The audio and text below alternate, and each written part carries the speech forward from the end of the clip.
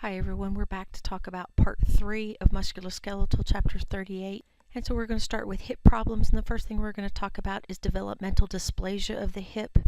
And this includes a spectrum of abnormalities in which the femoral head and the acetabulum are in improper alignment or they grow abnormally. These include dysplastic, sublated,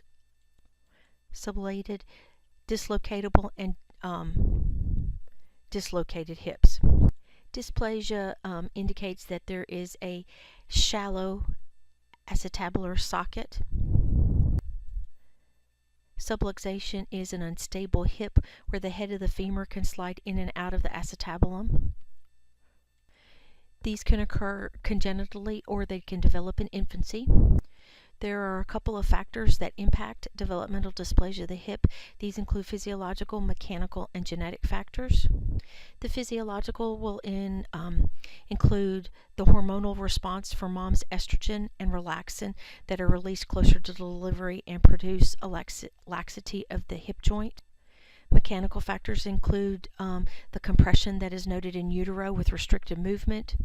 And then genetic factors, such as a positive family history, increases the risk for having a child with these concerns. Other factors that are associated with developmental dysplasia of the hip include a mom who didn't produce enough amniotic fluid, tuberculosis, or lower limb deformities such as a club foot or a dislocated knee.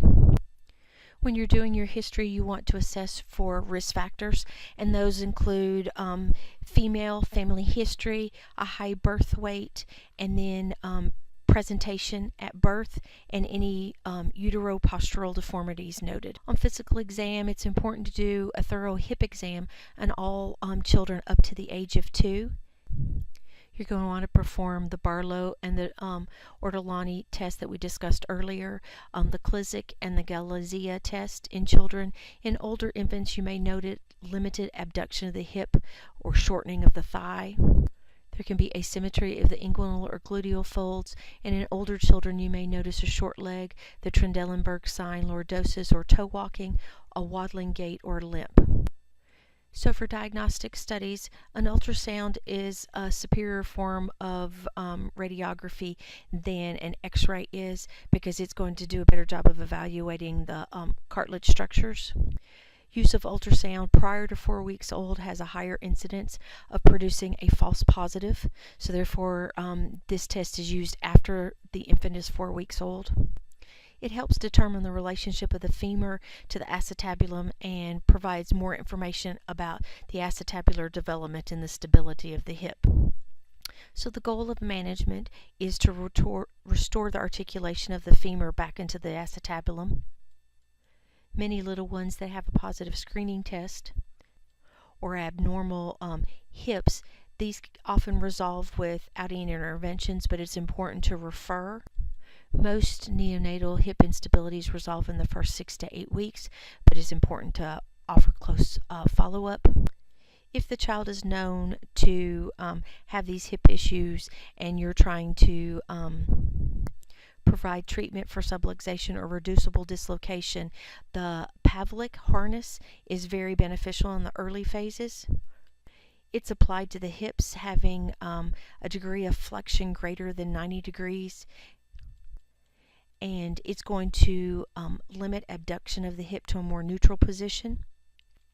It's worn 24/7, but the success rate is reported to be between 80 and 97%. Another device that can be used is a spica cast to help keep that hip in proper alignment. But with both of these devices, cast care, skin care, and car safety are things that need to be addressed. These kids will need an annual or biennial follow-up that includes x-rays that will evaluate for the possibility of any late asymmetric epiphyseal closures. Complications of these devices include skin limitations, skin irritations. There may be a delay in walking, and if untreated, it can result in a permanent dislocation of the femoral head. Prevention includes early identification and treatment. Part of that also includes screening of all neonates and infants with a full hip assessment. and the importance of documenting your findings in the note, as these things can your assessment can change each time you see the child. Next, let's talk about Legg-Calvé-Perthes disease. This is a hip disorder that involves avascular necrosis of the femoral head. Its etiology is unknown, but the basic cause is that there's insufficient blood supply to the femoral head. The area can eventually revascularize, and then the necrotic bone that had developed is replaced with new bone. But this process can take anywhere from 18 to 24 months. Risk factors include gender, socioeconomic status. Boys are affected 3 to 5 times more often than girls, and there's an increased incidence in lower socioeconomic groups and in children that have low birth weights. There's also a risk factor if there's been an inguinal hernia or GU tract anomalies, and it typically affects kids between 4 to 8 years old. Our history is very important. You need to determine if it's an acute versus chronic onset. Could there have been a trauma where the child was jumping from a high spot? The most common complaint is persistent pain in the groin, and there may be an intermittent limp. You may note limited range of motion. On physical exam, there may be antalgic gait with limited hip movement. You may note Trendelenburg gait from the pain of the gluteus medius muscle spasms, atrophy of the gluteus, quads, and hamstrings, and there may be decreased abduction, internal rotation, and extension of the hip. Diagnostic studies include an AP of the pelvis and a frog leg lateral view, and differential diagnoses include infections, toxic synovitis, slipped capital femoral epiphysis for the SCFE, osteomyelitis, juvenile rheumatoid arthritis, and neoplasms. Management includes referral to an orthopedist. Primary goal is to keep the femoral head in the acetabulum. This can be achieved either non-surgically or surgically. Non-surgical interventions could range from activity limitations and protective weight bearing, the use of NSAIDs and physical therapy to maintain hip motion while in bed with traction. And then there's the surgical approach involving the pelvic and femoral osteotomies of the proximal femur of the pelvis. Complications could include osteoarthritis and decreased use of the hip, and then prevention. As the condition is not preventable, early detection and treatment to reduce complications is important. Let's talk briefly for a moment on slipped capital femoral epiphysis. So the SCFE is a Salter-Harris type 1 fracture in the proximal femoral epiphysis. So shear force of the growth plate causes the epiphysis to displace posteriorly and inferiorly. And one of the risks is that you can have an avascular necrosis. It can be categorized as stable or unstable based on the ability to bear weight. It typically occurs after the onset of puberty and often in overweight and slightly skeletally immature boys. It can also be seen in kids whose puberty has been delayed. African American children are affected slightly more than others, and the incidence is higher in boys than girls. If this condition is seen in kids less than 10, it's associated with hypothyroidism, a panhypopituitarianism, hypogonadism, renal osteodystrophy, and some growth hormone abnormalities. Our history is important to find out more if there was any trauma. Often it's determined that it was a vague history. There can be pain in the affected hip, groin, thigh, or knee. There can be limping and gait abnormalities. On physical exam, you may note that there is obesity in the child, delayed puberty. There could be pain in the groin, knee, thigh. There could be decreased internal rotation. There can be an antalgic limp with a short leg component. You may see mild atrophy of the thigh and the gluteus muscles. There may be limited abduction or extension. And when this is unstable, the child is unable to bear weight at all. Diagnostic studies include an AP pelvis, frog leg, lateral, and then true lateral views. You may notice flattening of the epiphyseal prominence. There can also be widening or irregularity of the growth plate and narrowing of the area if the epiphysis has slipped posteriorly. Differential diagnoses include the leg calf Perth's disease, sepsis, and osteoarthritis. Management includes referral immediately to an orthopedic surgeon. They need to be put on crutches or in a wheelchair. It needs to be emphasized that they need to be non-weight bearing to prevent further slippage.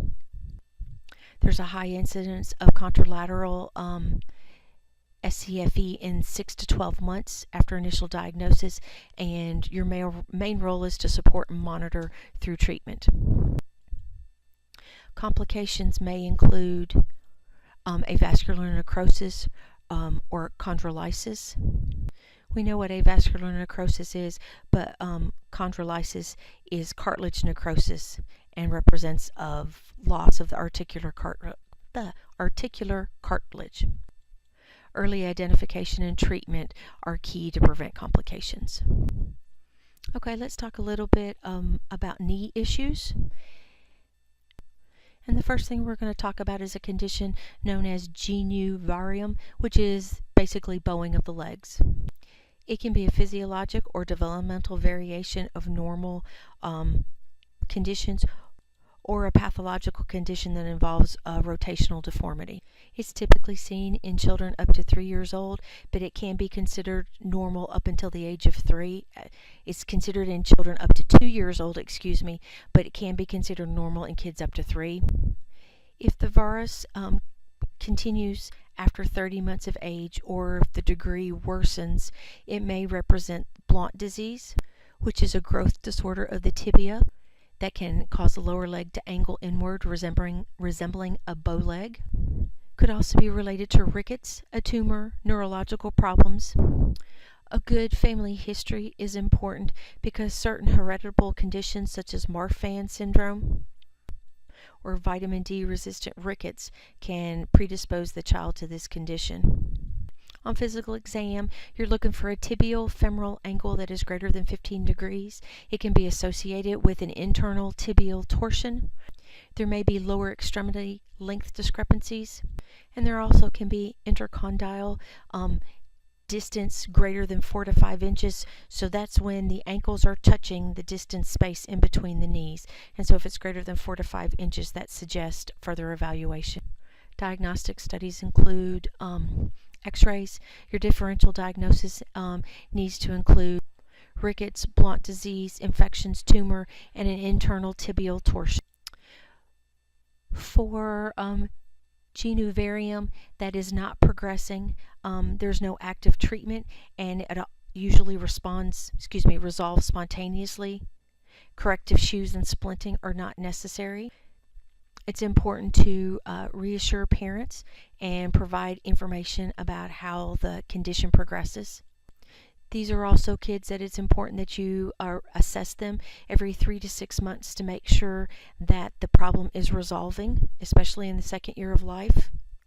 And also taking pictures of the legs for the chart can be helpful. In a pathological genu varium, it's with increasing deformity, it's important to refer to an orthopedist. Bracing is often used and can prevent progression in up to 50% of these kids. It's important to work with the parent on making sure the braces are used consistently and provide a good fit, and then frequent observation every 3 to 6 months to assess that the problem is not worsening. On the opposite end of the spectrum is genu valgum, which is referred to as knock knees. It's greater in girls than boys, and a physiological valgus is noted until 7 to 8 years old. Pathological conditions that may lead to this are metabolic bone diseases such as rickets, renal osteodystrophy. You may see skeletal dysplasia that could lead to a post-traumatic physeal arrest, tumors, and infections. On your history, you want to get a good assessment of the progression of the deformity, assess for any risk factors that we just talked about, and then assess joint pain and if there's a stiff gait. Older children may also report knee pain, as there is stretching of the medial aspect of the knee. So you're going to be assessing for a bilateral tibiofemoral angle, and that degree of angle needs to be greater than 15 to be considered outside, 15 degrees to be considered outside the range of normal. You're also going to be assessing for unilateral deformity, any awkwardness of the gait, subluxing of the patella, and assessing the distance between the ankles when the knees are together. Management includes a surgical intervention if there was persistent deformity, and prevention is the same as VAR. You want to identify and refer to reduce any residual deformities. We went over this in our sports physical PowerPoint in class, but let's talk briefly about Osgood-Schlatters disease. It's microtrauma in the patellar tendon at the insertion of the tibial tuberosity. Diagnosis is typically made on history and physical exam. On the history, you're wanting to know more about recent physical activity. Has there been involvement in track, soccer, or football? With increased pain with activity, has there been any exacerbation with running, jumping, squatting, or stairs? On physical exam, you may try to reproduce the pain by extending the knee against resistance or doing stressing those quadriceps and squatting. You may note some focal swelling, heat, or point of tenderness. Diagnostic studies are not typically ordered as based on history and exam. Management includes symptom management, and so self-limiting of exercise and the activities that had caused it at the time being, anything that has caused that pain. Ice or cold therapy to help with inflammation. It's important to do quadriceps stretching exercises when acute symptoms resolve. NSAIDs have questionable benefits by some, but others believe that NSAIDs help with the inflammation. It's thought that a neoprene sleeve may help to stabilize the patella, and then also the use of a patella strap, as this reduces the strain on the tibial tuberosity. Complications can be persistent pain. Early management is most important to decrease the length of the disability. Next, we're going to talk about tibial torsion, which is twisting of the long bones along the axis. It's those rotations that are outside the range of normal. So medial tibial torsion consists of abnormal medial rotation or twisting, resulting in a toeing in of the feet, and lateral tibial torsion consists of abnormal lateral rotation, resulting in an out-toeing. It can be congenital, developmental, or acquired. On physical exam, you're observing gait for in-toeing. To examine for this, you want the child to be prone and the knees flexed at 90 degrees, and the foot and the thigh are viewed directly from above, looking downward at them. I'll let you look in the book for the different degrees of angles. Diagnostic studies are not necessarily needed. Differential diagnosis includes the genum varium, femoral torsion, and an adducted great toe. Management includes observation and monitoring of the torsion, referred to an orthopedist if significant, and orthopedic shoes are not effective. Complications may include a functional problem if severe.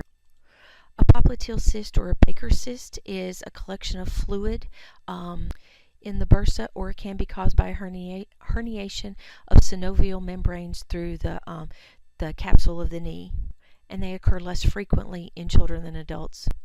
Clinical findings usually see swelling behind the knee. If you're going to do diagnostic studies in ultrasound, which would distinguish if it was a fluid-filled cyst or a solid tumor. Your differential diagnoses need to include a lipoma, a xanthoma, vascular tumor, or fibrosarcoma. And management typically is conservative with observation, ice and NSAIDs, and if it's considered severe, a surgical incision. Usually the cyst resolves in 10 to 20 months. Okay, let's move on to feet, and let's talk about flat foot, P-planius. And it can be physiological or flexible, and it usually resolves by about 2 to 3 years of age. Flexible flat foot, if it persists into adolescence, it's usually associated with a familial ligamentous laxity. It also can be associated with Marfan or Down syndrome. In your history, you want to know the onset of when it began. Was it weight bearing? Was it painless? Was it asymptomatic? This is what's seen with flexible pes planus. It's also important to examine the foot, shoes on and shoes off, and looking at when the shoes are off to see if there's any abnormal wear on the inner side of the shoe. On physical exam, the long arch disappears when standing. On standing, the hind foot can collapse into the valgus and the midfoot sags. It has a generalized ligamentous laxity. There should be normal range of motion, though, noted. Differential diagnosis include congenital vertical talus, and that needs to be considered if the foot is rigid and no arch can be molded, or if the foot has a rocker bottom appearance. Management includes referral to an orthopedist if symptomatic. Removable arch supports can be put into the shoes, and then of course passive stretching if the Achilles tendon is tight. Flat foot should be considered a normal occurrence unless there is pain or rigidity. Patient education is important because shoes won't fix the problem. Arch supports don't help the foot to grow an arch, but they do offer better support to the foot, so orthotics are often helpful in older children, adolescents, if there's pain in the foot. We're not going to go over it, but I encourage you to review the slides on metatarsus adductus and what it says in the book. Review the slides on clubfoot and what is said in the book on that as well. And then review in-toeing and out-toeing rotational problems. And let's talk now about toe walking. Most little ones walk on their toes until they establish a good heel-toe pattern, and this is usually within the first 6 months of walking. But if there's persistent toe walking, it can be associated with neurological problems such as cerebral palsy. It may be unilateral and associated with a short leg. It's important to assess the history and find out when it began, the severity of it, any neurological history, and if the child has used a walker or a jumper when they were younger. On physical exam, you want to look at the shoe to assess the extent of toe walking. So is there more wear on the toe and less on the heel? You want to assess for tight heel cords. The foot should be brought beyond a 90-degree angle. It's important to do a thorough neurological assessment and measure the leg lengths and the hips. Management will depend on the cause, and orthopedic referral is needed for tight heel cords, unequal leg lengths, and any noted hip problem. Next, let's talk about ganglions of the hands, and these are hard fixed masses that are commonly found on the wrist, typically the dorsal, and then flexor aspects of the fingers. They're rarely symptomatic and usually regress on their own. Conservative treatment is first step, and that includes rest and splinting. And if this fails or only results in partial improvement of the symptoms, then a referral for a needle aspiration or a surgical excision is appropriate, and steroid injections are not advised. Next, we're going to talk about leg aches of childhood, pain in the extremity, often referred to as growing pains. This is something that has a frequency in the primary care office or in the pediatric office. It is usually a non-articular pain, which means it affects or involves the soft tissues rather than joints, and it can be seen in the shin, the calves, the thighs, and the popliteal fossa. It's almost always bilateral. Characteristically occurs in the evening or late in the day, and it can wake the child up from sleep. It can last minutes to hours, and often there is no pain in the morning. On your history, it's important to assess the time of the day, duration of pain, location, if there's any limp or disability noted, has there been any fever or swelling. On physical exam, you'll have the child stand on tiptoes and on their heels. You want to measure leg lengths. You're also evaluating for range of motion and noting any limps when they walk, and it's important to assess for any swelling, redness, or tenderness of the affected area. Diagnostic studies are not needed. It's a diagnosis by exclusion. Your differential diagnoses can include restless leg syndrome, neoplastic lesions, leukemia, sickle cell, juvenile arthritis, osteomyelitis. Those are things that should be ruled out. Reassurance is important for the parent. Let them know that these are common complaints with a benign etiology and usually resolve on their own. Symptomatic treatment with heat and an analgesic may be very beneficial. It's also important to educate the parent to bring the child back in if there's a change in symptoms or other symptoms are noted. If the pain is localized in one area, is associated with swelling, or there are other constitutional symptoms, there's increase in severity or altered gait, these are all things that need to be referred. I'm sorry for the length of this video, but we're pushing through. We have like 4 more slides. Let's talk about limp, and these are limps. These are deviations from normal age-appropriate gait patterns that can be caused by a wide variety of things. Usually they're self-limited and could be caused from a contusion, a sprain, a strain. On your history, it's important to assess for the presence of pain, any history of recent trauma, fever, or night sweats. How has their appetite been? Has there been any weight loss or anorexia? On table 38.5, there's a good description of the different types of limps that I encourage you to look at. It's also important to note, does the limp interfere with activities? On your physical exam, you need your child to be unclothed, staying in their undies. Observe for any redness, swelling, atrophy, or deformity. Observe each of the limb segments and identify what type of limp it is based on what is found in Table 38-5. Assess for range of motion of each joint.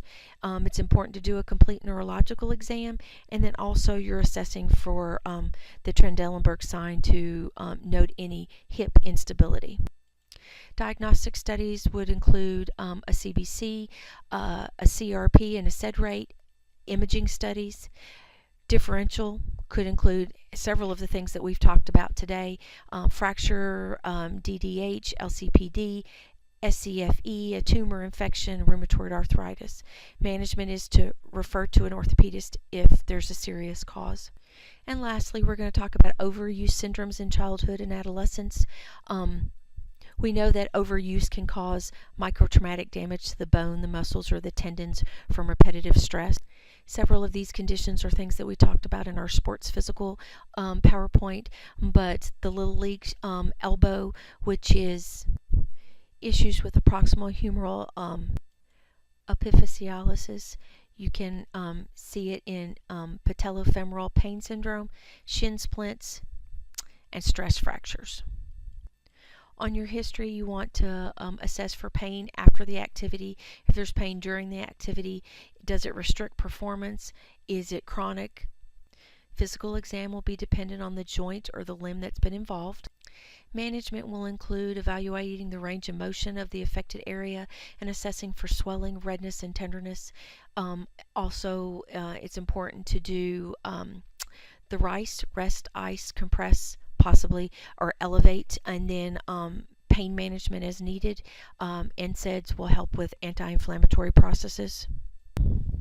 There is a good table, 38-7 in the book, that talks about overuse injuries in children, what clinical findings you might find, treatments, and comments associated with it. So I encourage you to look at that. This is the end of chapter 38, and I appreciate your patience. Thanks.